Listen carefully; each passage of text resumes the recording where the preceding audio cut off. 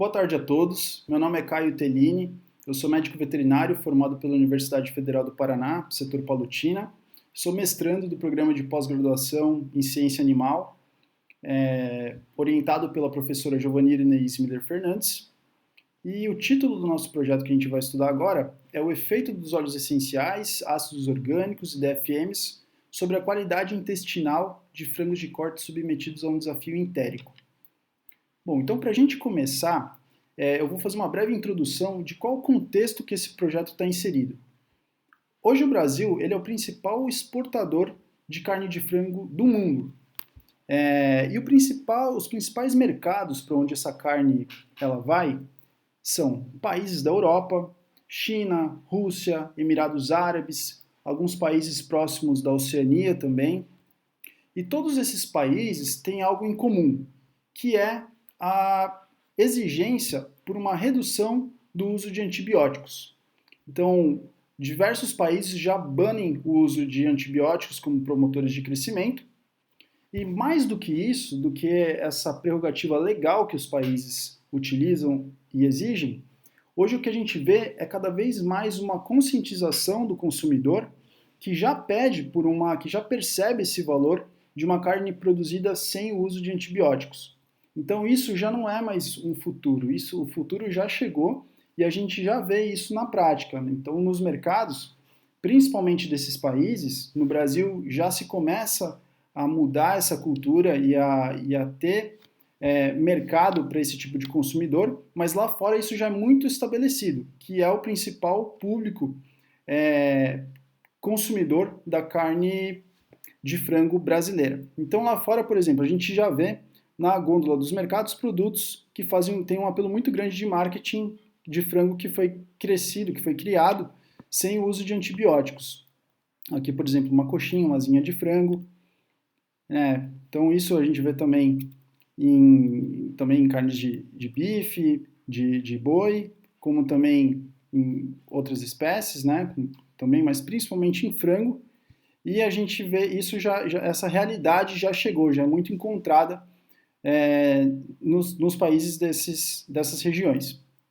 Então, qual que é o objetivo desse trabalho? Uma vez que os principais clientes do Brasil exigem uma carne de frango sem uso de antibióticos, a gente tem que buscar alternativas para que substituam esses fármacos como promotores de crescimento. Bom, e para isso a gente elencou algumas aqui, que são os óleos essenciais, os ácidos orgânicos e os DFMs. Bom, os óleos essenciais, eu vou explicar de forma breve um pouquinho de cada um, mas basicamente os óleos essenciais são os temperos que a gente utiliza já largamente há muitos anos em casa. Só que esses temperos, cada um deles tem princípios ativos, antibacterianos. Então, por exemplo, o tomilho, ele tem o timol como princípio ativo, o orégano, carvacrol, a canela, o cinnamaldeído, mas existem uma série de princípios ativos de cada uma dessas plantas. E esses princípios ativos eles vão atuar principalmente na parede celular da bactéria, fazendo através de uma série de mecanismos, como, por exemplo, transferência de prótons, alteração da conformação da membrana lipídica, a mudança do gradiente de concentração, forçando a célula a gastar mais ATP, a interação com proteínas intracelulares e também facilitando a entrada de outros agentes através das proteínas porinas. Bom, já os ácidos orgânicos, eles vão ter uma função parecida, só que intracelular. Enquanto que o óleo essencial ele age na camada externa da bactéria, os ácidos orgânicos vão atuar internamente. Como? Doando H+ para a bactéria. Então ele doa o íon H+ para dentro da bactéria e a bactéria vai tentar expulsar esse íon para manter o equilíbrio do gradiente de concentração, só que para isso ela gasta ATP. E quanto mais ela gasta, mais ela tenta eliminar esse H+, ela vai exaurindo suas reservas de ATP e morre por exaustão. E os ácidos orgânicos, assim como os óleos essenciais, existem uma série deles, alguns mais utilizados na nutrição animal, e para controle de sanidade, e a gente vê que alguns deles têm maior predileção por algum micro-organismo ou outro. Então, por isso que é importante também a gente escolher, a gente estudar, né, a interação entre esses ácidos e esses óleos, que é o objetivo desse trabalho. E por último também, a última tecnologia que a gente havia comentado são os DFMs. Os DFMs são os Direct Fed Microbials. Havia um termo conhecido já como probióticos, né, que eram micro-organismos que você coloca que você fornece para dentro do trato gastrointestinal das aves, só que a diferença do probiótico, do termo probiótico para o DFM, é que o DFM ele é selecionado exclusivamente da mesma espécie. Então, a gente seleciona micro-organismos de uma ave que tem um resultado, que já apresenta um resultado zootécnico favorável, e é de espécie para espécie. Não é, por exemplo, um bacillus de um suíno que vai ser fornecido para uma ave. Isso seria um probiótico. O DFM é de ave para ave. De aves que já têm um histórico positivo de resultados zootécnicos, então essa microbiota é transferida para uma outra ave, com o objetivo de que colonize, de que essa nova ave tenha uma flora benéfica que propiciou aquela outra ave a atingir bons resultados zootécnicos. Então esse é o conceito de DFM. Então o DFM, como que eles agem? Através da produção de nutrientes e outros fatores de crescimento, eles estimulam a produção de enzimas e bactérias naturais benéficas, estimulam o sistema imune, a produção de componentes antimicrobianos e, principalmente, o grande apelo dele é a exclusão competitiva. Então, você fornecendo cada vez mais cedo uma microflora já conhecida e benéfica, você favorece com que rapidamente essa microflora, esses micro-organismos benéficos se estabeleçam e não deem espaço para que bactérias patogênicas possam crescer. Bom, existe uma revisão bibliográfica extensa, eu escolhi algumas aqui para a gente comprovar esses estudos, né, a eficácia desses estudos. Então a gente vê aqui, por exemplo, um trabalho recente de 2020 que demonstra os resultados positivos em relação ao ganho de peso, consumo, conversão alimentar e principalmente dos lactobacilos, né, aqui um DFM, em relação com resultados muito próximos, né, de uma droga. Então, só disso, dele estar muito próximo de um antibiótico, já é muito bom. Agora, em relação ao controle, ele foi muito melhor ainda. Então, só de você ter uma proximidade, de você chegar próximo ao resultado de um antibiótico, só isso já é muito bom. Já seria bom. Ainda mais quando você iguala ele. Né? Não há diferença estatística entre eles. Da mesma forma com que a gente vê também que há uma redução, né, na população de Salmonella enteritidis. Então a gente vê a modulação através dessa tecnologia, né, em relação ao grupo controle. Aqui também outro trabalho, correlacionando a utilização de óleos essenciais e ácidos orgânicos. A gente vê também que em termos de desempenho,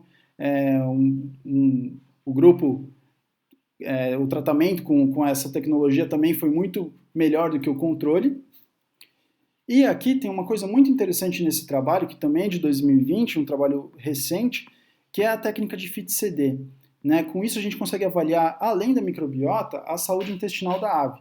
Porque essa técnica de FIT-CD, ele é um açúcar fluorescente que ele consegue passar, você consegue recuperar ele no sangue das aves quando há uma lesão no epitélio intestinal que faz com que as tight junctions do epitélio elas se rompam e abram espaço para que essa molécula consiga passar. Como ela é uma molécula grande, ela só consegue acessar o sangue se tiver alguma lesão no epitélio intestinal.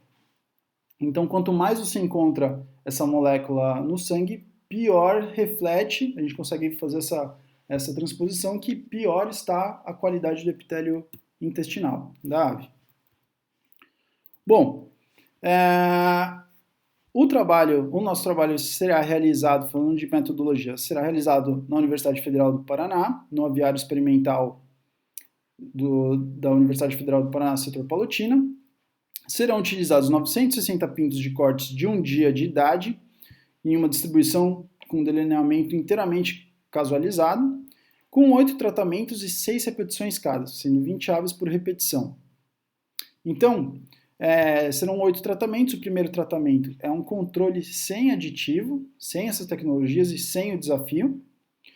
Tratamento 2, o DFM sem estar desafiado, sem a ave estar desafiada.